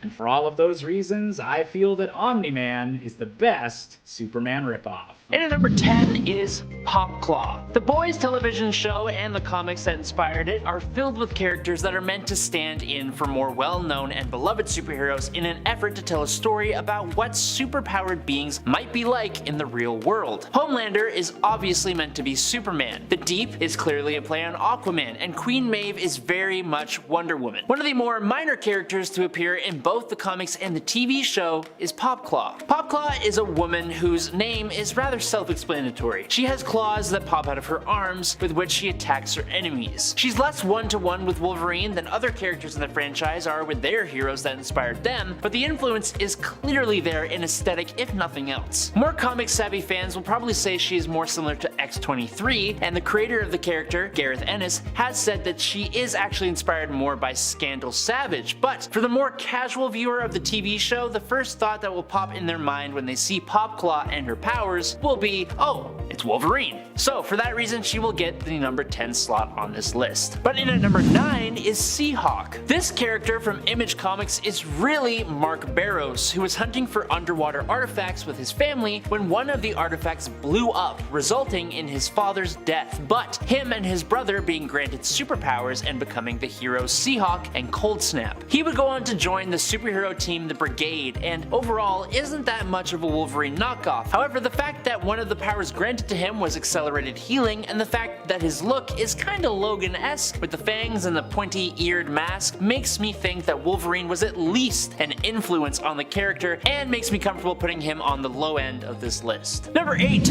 Warblade. Warblade is an often forgot character that was created by Jim Lee and Brandon Choi for the DC Comics Wildstorm universe. Similar to what happened with Wolverine, Warblade was kidnapped and brainwashed so that he would be a member of an elite strike team known as the SHOC before breaking free of their control and joining a super team known as the Wildcats. Unlike Wolverine, he is not human and instead a Karen, an alien race who can shapeshift into a mercury-like substance. He can use this metal morphing ability to create claws, which he of course uses to attack his enemies. He is also a world-class martial artist with ties to Japan, but though he is clearly inspired by Wolverine, he is different enough to rank pretty low on this list as well. Number 7. Lobo. Lobo is a really interesting character as he was originally created as a joke. He was meant to be a parody of the gritty anti-heroes who were becoming so popular in the 90s by being a ridiculously buff space bounty hunter who would say goofy tough stuff and was just meant to be a big old goofy joke. One of the characters who was a main source of inspiration, according to one of its creators, Roger Slipher, was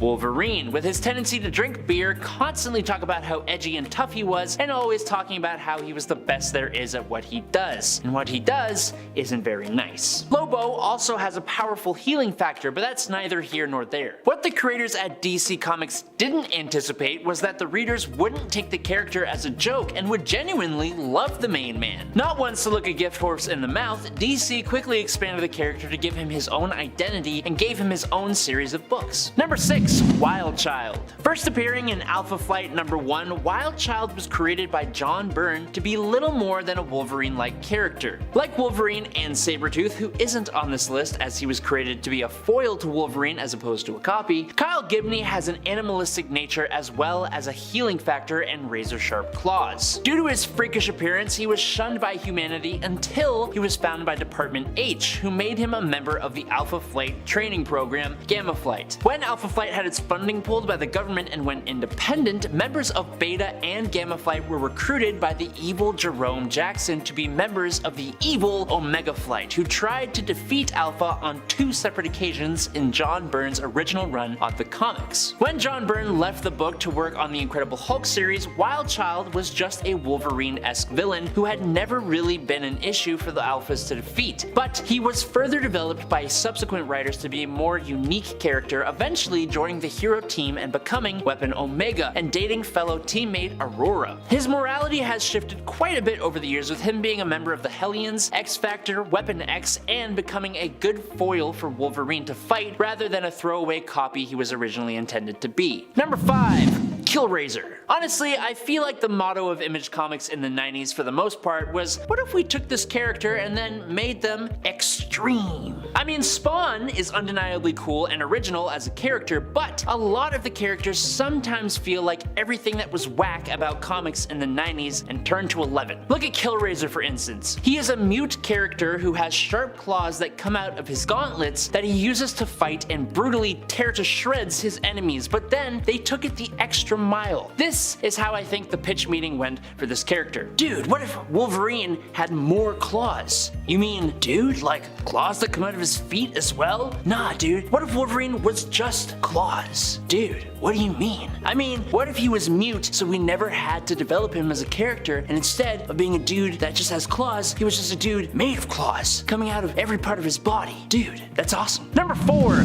Panther. In one of the more brazen acts of copying the editor of New Titans in the 90s, Jonathan Tierson wanted to make the Titans more like the X-Men. Rather than taking, say, the element of using a superhero story as a metaphor for prejudice or introducing the more convoluted relationships between characters of the universe to tell long, overarching stories, they decided to take this not literally and make some characters that were more like popular characters from the Marvel team, one of which was Rosabelle Mendez, otherwise known as Panther or X-23. X-24 was a woman with cat-like abilities and claws who had a mysterious past she knew next to nothing about. She was subjected to experiments that granted her abilities, and she had to control her animal-like rage lest she lose control and scratch up everyone around her. Beyond that, the blue and yellow bodysuit with a yellow animal-like mask makes Pantha a pretty clear Wolverine ripoff. Of course, with the designation X-24, you might be forgiven for assuming she was a ripoff of Marvel's Laura Kinney, otherwise known as X-23. But Pantha does actually predate her by over a decade, with Pantha first appearing in the early 1991 and X-23 first appearing in late 2003. Number 3. Wolveroach. Cerebus was a comic book series that starred an aardvark named Cerebus, who works as a barbarian. The series was originally intended to be a parody of Marvel's take on the Conan the Barbarian series, but over time became an odd hodgepodge of experimental explorations of religion, gender, and politics. It had a large cast of characters, many of whom were clear parodies of iconic superheroes, but one of the more egregious ones was the Cockroach, who over the course of the story took on various superhero identities such as Moon Roach, Punisher Roach. However, the one that got the most attention was Wolveroach. As you can see, he was basically just Wolverine. The character's role in the story was to be a character who had an almost religious fervor about him, intended to parody the oversaturation of Wolverine in the comics at the time. As Dave Sim put it himself in an interview for Comics Journal in 1996, when it came time to do a Roach character that had the ambience of religious fervor surrounding him, it had to be Wolverine. The fact that Marvel got so upset about me putting Wolverine on the successive covers, it's not a parody, you are now stealing the central icon of our church. Well, there you go, yes, I picked the right one. I didn't realize I was going to be putting my foot in this badly. I thought parody's parody, but you can take the chalice they called Captain America and do a parody of that. You can take the subaltern and do Moon Knight, but by God, don't you touch our Wolverine. That's the center of our church. As you can tell, Dave had very strong feelings about how popular Wolverine was and seems to also be kind of a weird dude. Number 2.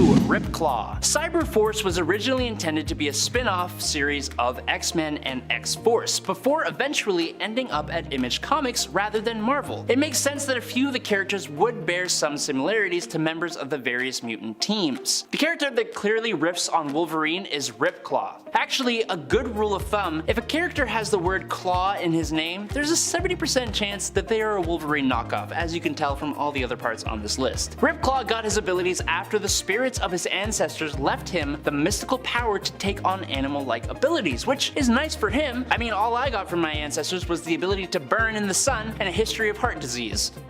Ripclaw was then captured by the evil Cyberdata Corporation, who brainwashed him and gave him cybernetic enhancements such as razor-sharp claws. He has a tendency to snap into an animal-like rage, and he has also got a healing factor. Wolverine. He's basically Wolverine. But in at number 1 is Deadlock. Another Image Comics character, John Locke was an ordinary lowlife until he had a heart attack and died. He was taken to the shady science group known as Project Born Again, who discovered that he had a latent mutant gene, and they resurrected him, driving him completely insane in the process. He went on a rampage before being eventually taken out and resurrected again and assigned to be a member of the superhero team Bloodstrike. Just by looking at him, the Wolverine influence is pretty clear, with the fangs, the claws, and the mask that is exactly like Wolverine's, just a different color. It always baffles me when characters that are this similar to the characters they are ripping off of are created. Like, yeah, Wolverine was huge in the 90s, but if you create a character that is this similar, don't you realize that most people are just gonna be like, meh, I'd rather just go buy a Wolverine comic?